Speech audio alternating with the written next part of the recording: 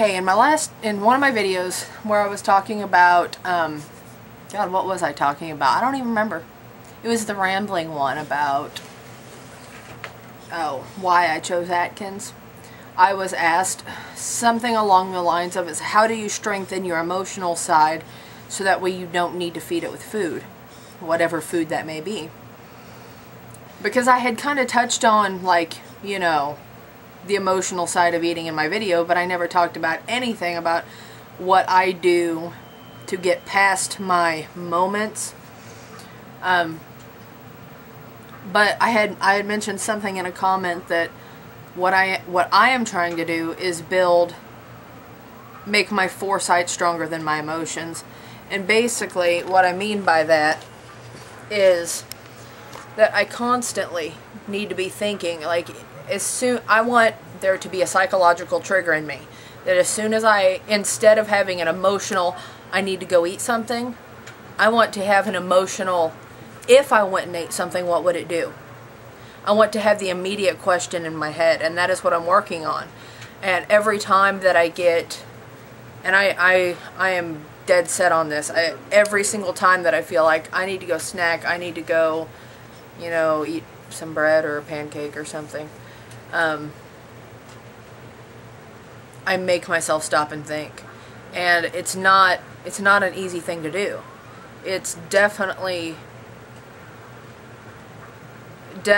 not, you know, just something that happens. It's very forced.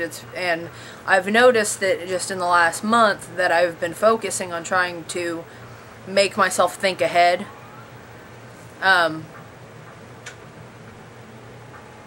You know, it's coming easier to me, but I'm still having the emotional, it's not even really emotional because I haven't had any emotional turmoil lately. It's just been boredom. And I know that's going to quit because I'm getting ready to go to school. But, yeah, when I get bored and I'll get up and I'll go and I look through the fridge, look through the cabinets, look for something to eat. And as of right now, by the time I look in the fridge or look in the cabinet and I see that there's really nothing that I want to eat in there, that I'm allowed to eat, I turn around and I say, you know what, there's nothing in here that would make me all that unbored anyway. I need to find something else to do. Eating is, you know, when I'm bored and I eat, I inhale food.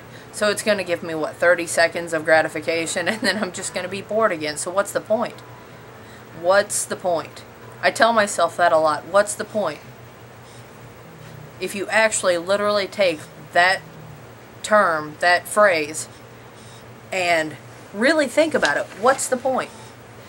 It really seems to get me somewhere. Because, I mean, what is the point in going in there and eating when I'm not hungry? Well, there's really no point. I can tell myself what's going to happen. I'm going to gain weight. Or I'm going to, at best, maintain. And I don't want to maintain at 349 pounds. To hell with that. I want to maintain at 160, and I'm not there yet. So, for me, I just have to learn that there are stronger things on this planet than my emotions. I have to find out what they are, and I have to overcome my emotions with the things in my life that are stronger.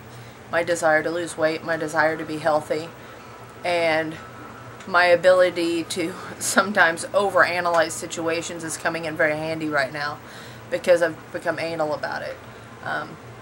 Every little situation that involves food, I think about it. I double think about it. You know, I triple check myself. It's over and over. And I'm not going to say that that's a nuisance. I'm going to say that it's kind of liberating to me, in a sense, because I'm feeling, even though I'm constantly thinking about things, I'm feeling a freedom from the emotional binds between me and food. The other day, I actually had a slip. I kind of feel like a hypocrite in a small way.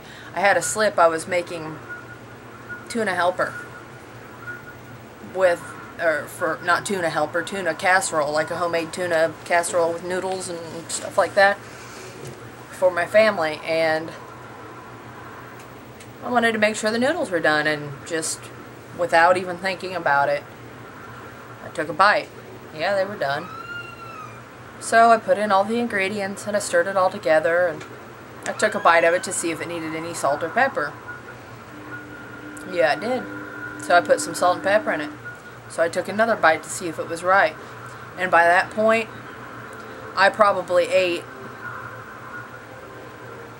an easy 10 to 12 spoonfuls by the time it was done, just walking by eating it. And it was like I was fighting myself. I was like, why? Why are you eating this? And then I just completely it was so weird because, like, I have done so well for a month. And that day, it all just, like, kind of, I don't know, it melted away. All this hard work just kind of went away, and then all I was left with was the fact that I had sat there and ate way too many noodles. Probably 40 carbs worth of noodles. On top of the carbs that I am, do get to have during the day. And I felt like shit. I got kind of bloated feeling. Like, physically, I felt like crap. I got kind of sick. I had some digestive issues. I got a headache. And it was just, I was miserable. And then I got to thinking more and more and more about why I did what I did. And to tell the truth, I don't know. I wasn't bored because I was in the middle of doing things, for my family. And I wasn't hungry. Maybe I know I wasn't that hungry to where I just broke down and had to eat something. I wasn't emotionally stressed. Honestly, what I think it was is I got that first taste, and bam, I remembered, it just came flooding back to me how much I like pasta. And once that craving hit, once I put that first spoonful in my mouth, it was all over. So now I know my own guidelines. I know my own boundaries.